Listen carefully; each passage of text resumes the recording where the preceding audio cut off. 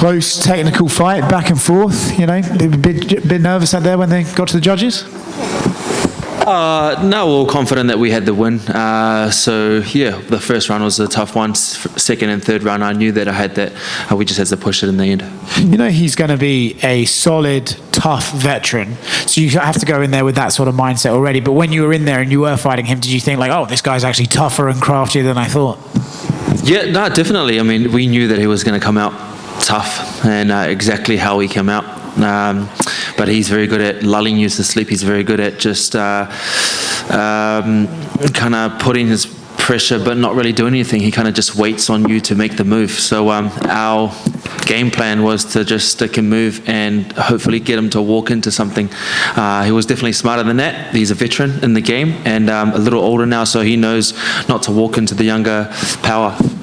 These are the sort of fights that you learn the most from, right? 3 rounds with a crafty veteran who, like you said, makes you have to sort of make adjustments in there. Is these the fights that you learn the most from? For sure, yeah. 3 rounds with a veteran like him, or even just a former champion like him is definitely a win. And as you said, former champion, great name on your resume. What do you like to do with that name? What would you like to do next? Well, definitely. I mean, 8 fight win streak, the longest win streak in the light heavyweight division. I'm definitely looking at a light heavyweight title contention. Congratulations. Carlos, just over here. Jiri Prochazka mentioned he was interested in the winner of your fight next if you weren't going to get a title shot. Would that fight interest you, and how do you feel you'd match up with him? Yeah, for sure. I'll get anyone, but I mean, where is he placed at the moment? I'm looking to go forward for sure, and I'm definitely looking at a title shot in the near future. Did you expect it to be more of a war tonight? How did you assess the fight heading into that final round? Yeah, it went exactly how I expected it. I mean, we knew that he was just going to lull me into his game, where he would pressure but not really do anything, and just so we had to adjust our game, which was to move and make him or attack him when he was on the step. So we tried to stand in the middle, but he was kind of just waiting for me to do my thing. So we had to move and create something from it. Like it's been said previously, great experience to go 3 rounds with a former champion. Do you feel that win really announces you at the very top of the division and top of the sport now? For sure, yes. And if you look at guys like the current champion and the former champion, their last fight with Jan Blachowicz was a very close fight as well, and I beat him with a unanimous decision, UD. So it's a very good feat for me. Final on Pereira and Kalaev rematch, if that's next. Who do you see coming out on top of that? I'm not too sure. I haven't even seen the fight yet, but I'll go back and I'll watch the fight too, and then we'll see where that places me to. Carlos, right here. Talk to me. Former champion, logical next step is champion, right? Say it again.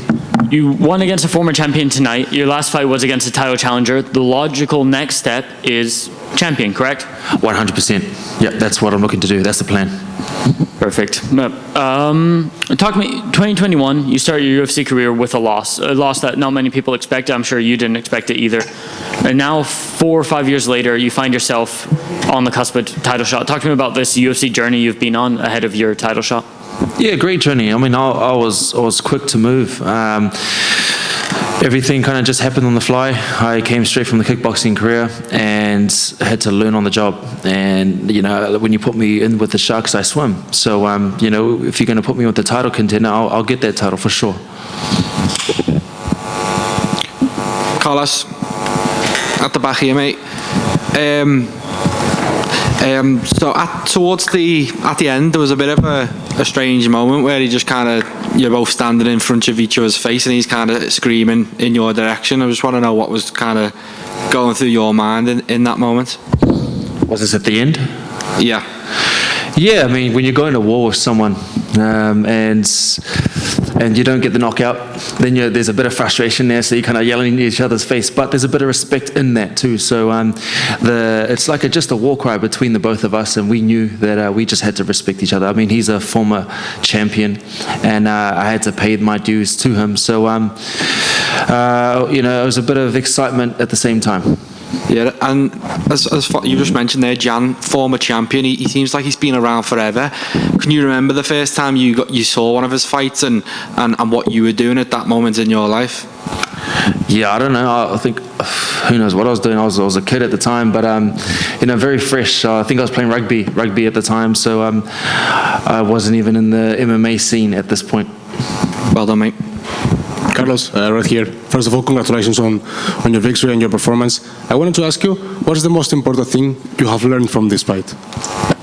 The most important thing is, you go up against someone like Jan, who is a veteran, who is smart. He was playing chess in there, but then also he was trying to lull me into his game, which was he was pressuring but not really doing anything. So what we had to do was adjust our game. So the first round was, I was trying to feel him out to see what he was going to do, but he wasn't really doing too much. So second round we had to adjust our game plan and move and make him chase me and tire him out a bit. I had to change it up with a takedown because I knew in the past after any kind of grappling exchange he would zap, his energy would zap. So I did that, and you could almost see it instantly.